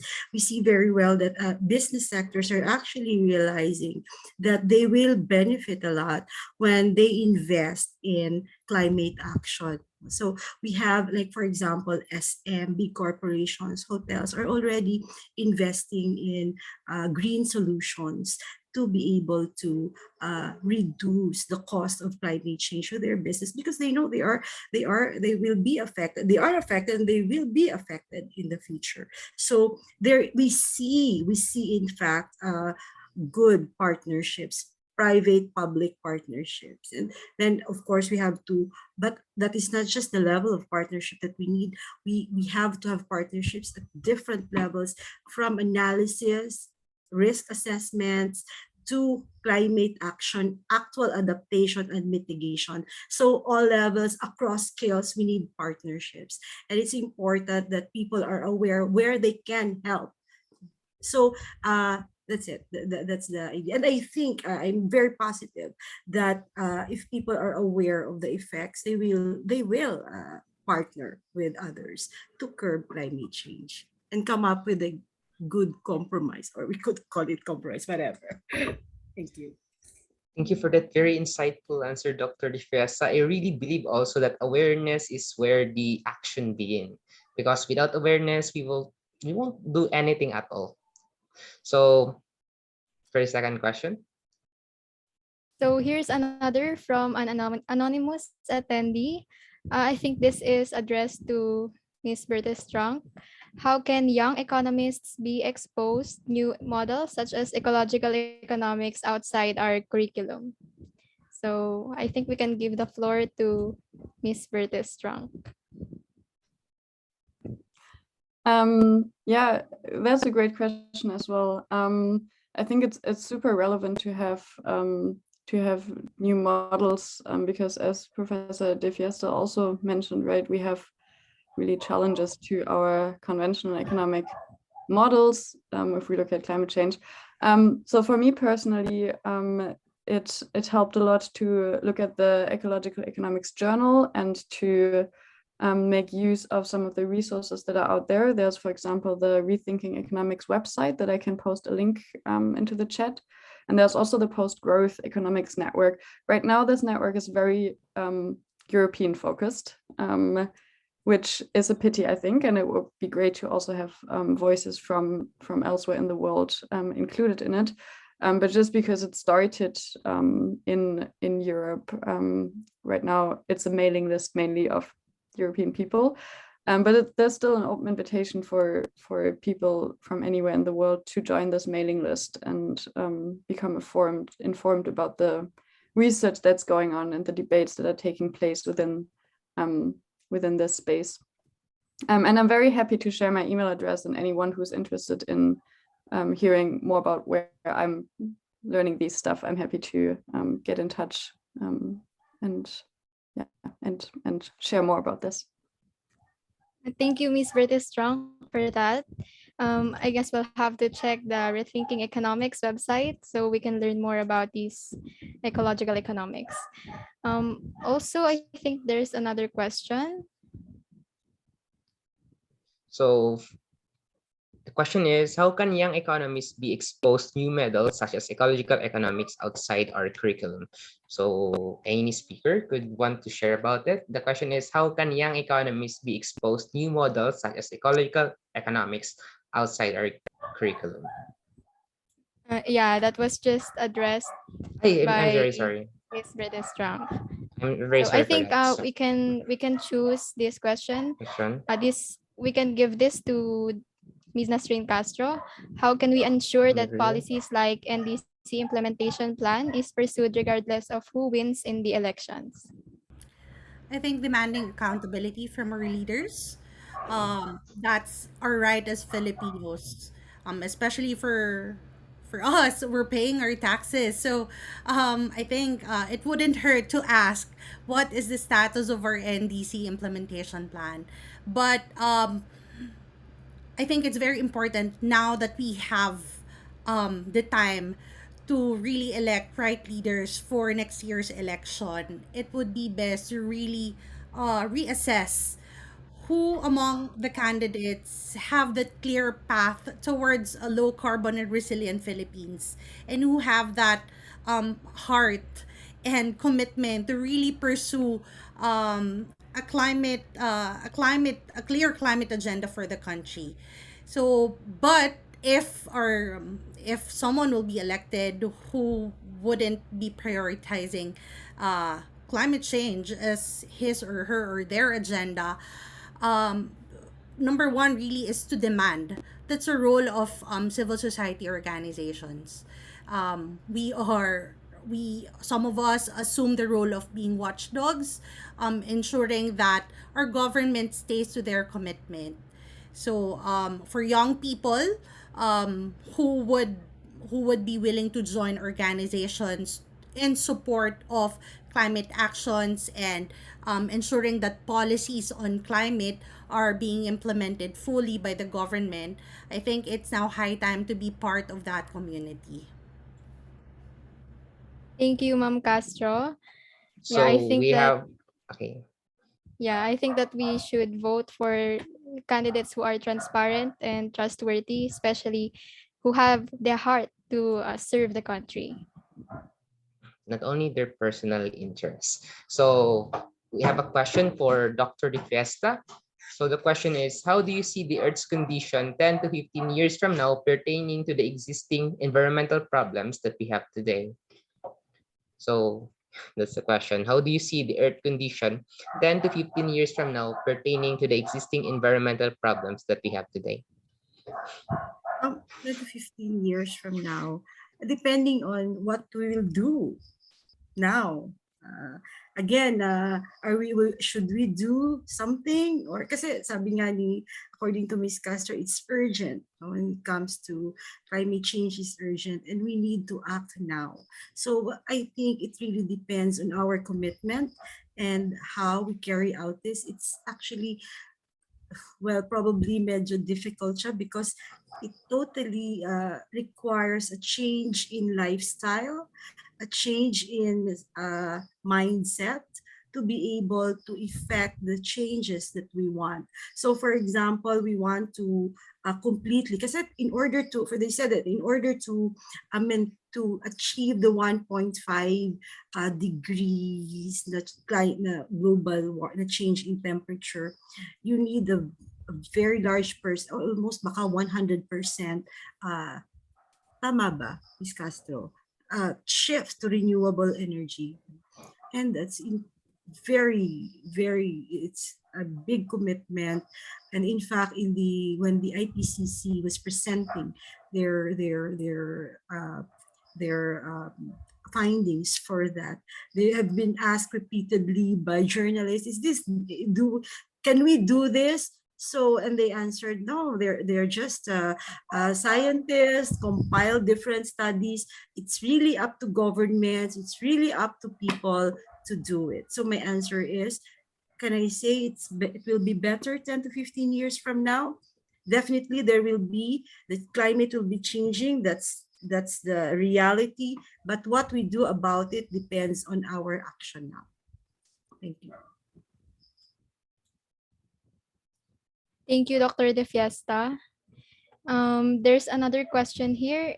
It was mentioned that the human activities are highly responsible to the climate crisis, and the attendee agrees with it. So maybe anyone from the speakers would like to give their insight on their stand with the unpopular opinion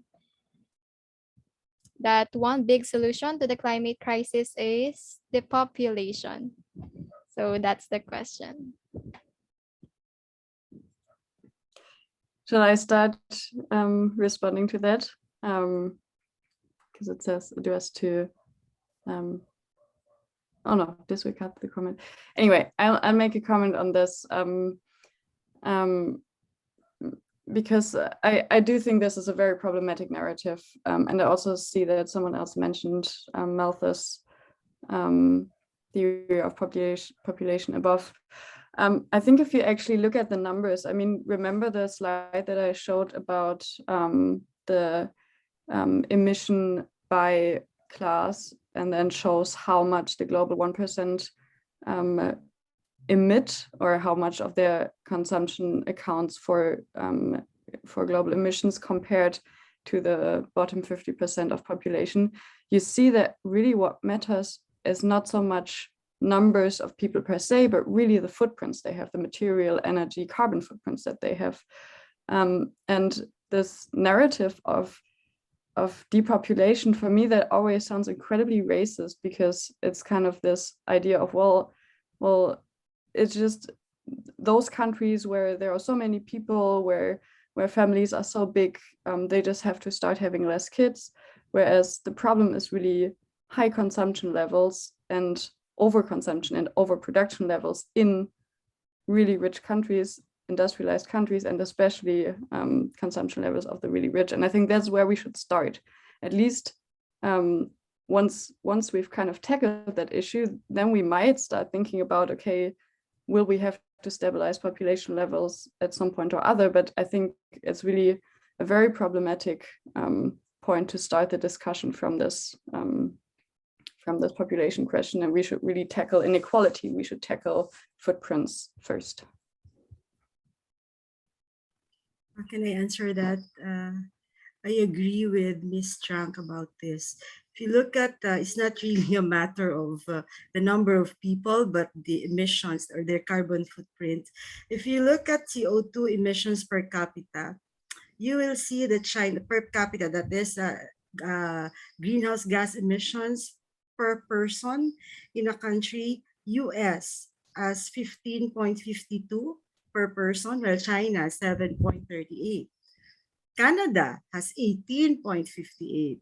So these things show you that it's not really the enemy is not population, the number of people. The enemy is the consumption patterns of this modern period. So one question I remember that asked of us in our panel discussion with the press con, I think, when was that? Monday, okay, Thursday, yesterday, was what how did the modern times affected our climate?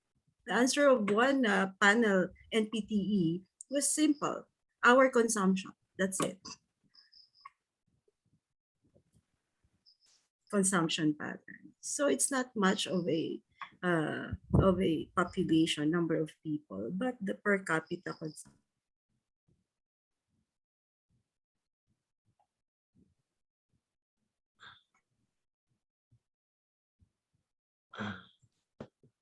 So that be all for it, I guess. So even if I would like to continue this discussion, but because we're running out of time, so maybe before we end this, I would like a final words from our speakers, words for our youth that is listening and staying tuned in our event today. So can you give us any last word or any inspiration that we could bring home and think about?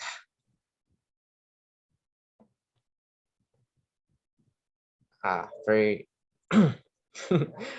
I mean, I can start by just saying thank you again for having me. I learned a lot as well about what the status in the Philippines is, and how the projects there and how the debates there are really tackling the climate crisis.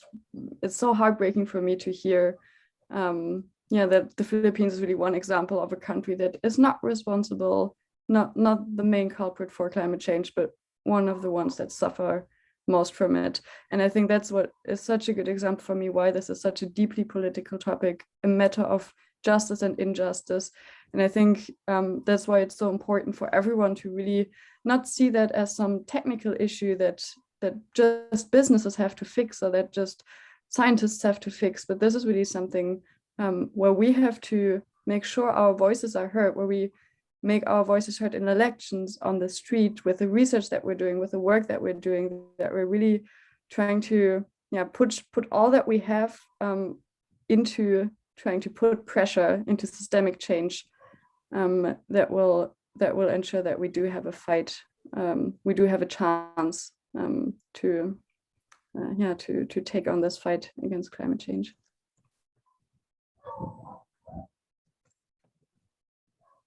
So I think we can also hear a message from Nazreen Castro.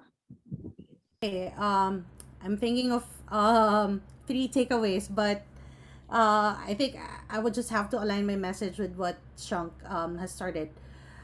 Last night, I don't know if you've listened to what Maria Ressa said during her speech at the Nobel Peace Prize awarding ceremony. She said that there are three existential problems of our times: uh, the climate, the pandemic, and now the battle for truth.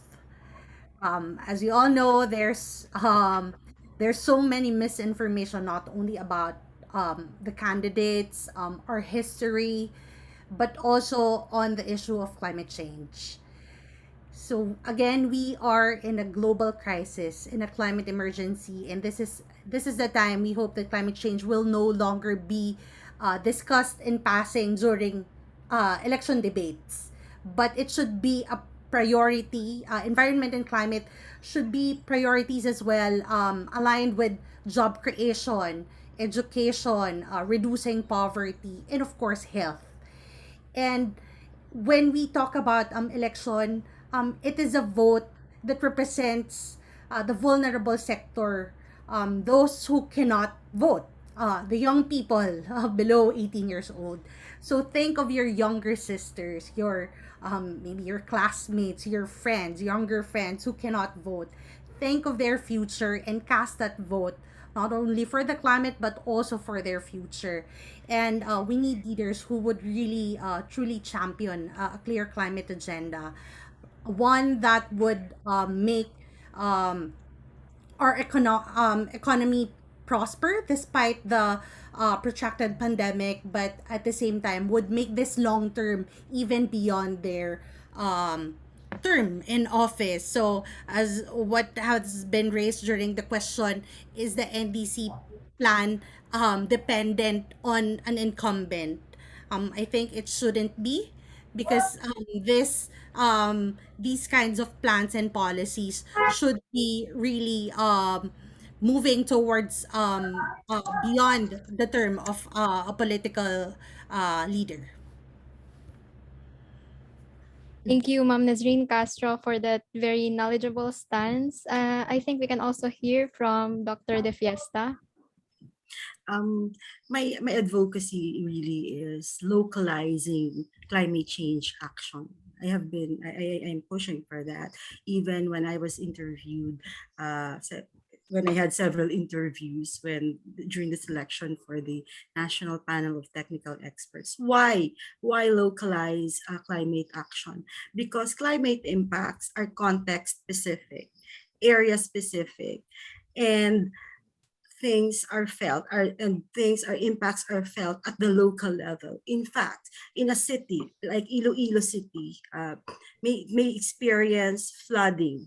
The whole city may experience flooding, but the impacts would be different among individuals, groups like women, PWDs, or person with disabilities, or even barangays. So I think it's important that we localize our actions for climate change.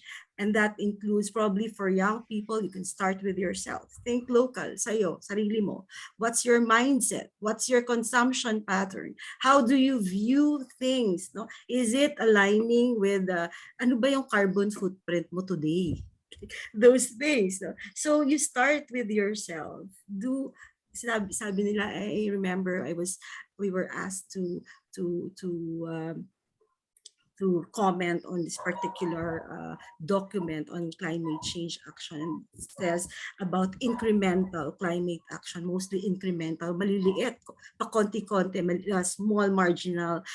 They think that it's not significant. But for me, for the local community, local climate action is significant because it addresses the most specific pressing issues that they face. So that's it. That's my advocacy for the youth to think locally when it comes to climate action. Thank you for that message, Dr. De Festa. I strongly believe and agree what you have said because I believe everything starts within us. So if you want to change everything, you should start it from your own consumption. So as I'm about to end this webinar, if you have any question, so you could, don't you worry because we will collate them all and ask our speakers to answer it for you. But for now, as we are about to take the webinar to a close, I would first wholeheartedly express my gratitude to our wonderful speakers, Ms. Bert Strang, Dr. Gail Fiesta, Ma'am Nadine Castro, and our keynote speaker, Attorney Paula Shrina Alvarez. Also, I would like to mention that this event was made possible with our partner organizations, UP Visayas Economicus, San Beda Economic Society, PUP Economics Research Society, and Carolinian Economic Society. I'd also like to thank all our participants and viewers for participating, for joining us in tonight's event, the conceptual event entitled Klimanomiks. Our economic footprint and the climate change crisis. Certificate of attendees will be shared after filling out the feedback form. For our Facebook viewers, the link will be posted in the comments. And for Zoom participant, you will automatically be redirected to the form when this webinar ends. The winners of the quizzes will be posted on our Facebook page. So stay tuned. Also, if you enjoy this night event, don't forget to tag us in your post. Please use the hashtag Klimanomiks and tag us on Facebook or Twitter at econcepto.ph. Thank you and see you on our next eConcepto event.